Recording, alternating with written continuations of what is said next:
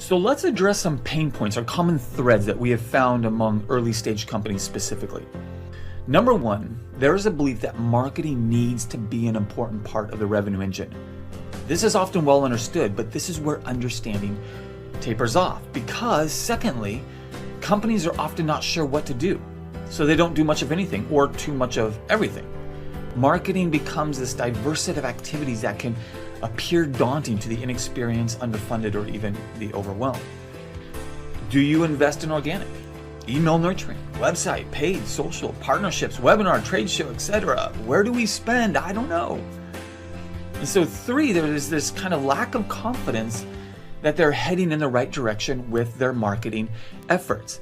It's this lack of understanding and confidence that I would like to address with a couple questions. And these two questions should actually give every company of every size pause. Number one, where should I invest marketing dollars, right? There's lots of places and a lot of people who want to take your money. What channel, what activity, how many personnel? And secondly, if I make this investment, what should I expect to see in return? More importantly, is it possible to measure the return before the investment? In this session, we are going to build a model to answer these two questions. Here's a clip from Moneyball. It's a movie, it's a true story about how data analysis was introduced into the sport of baseball.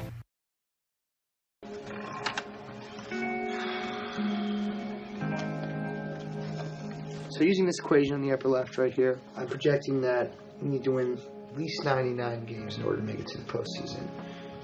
We need to score at least 814 runs in order to win those games and allow no more than 645 runs.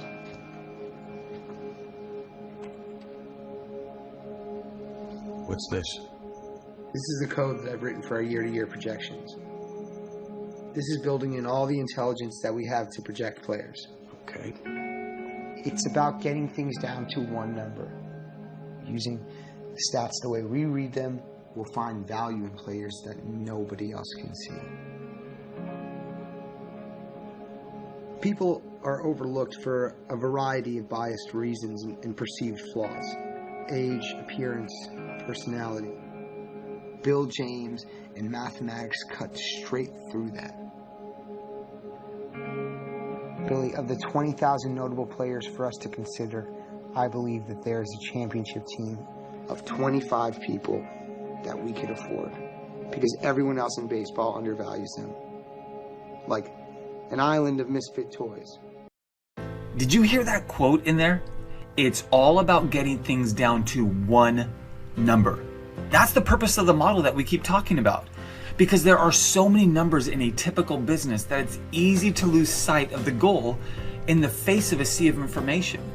Because going back to the two questions we just proposed, most brands couldn't tell you exactly where they should be spending marketing dollars.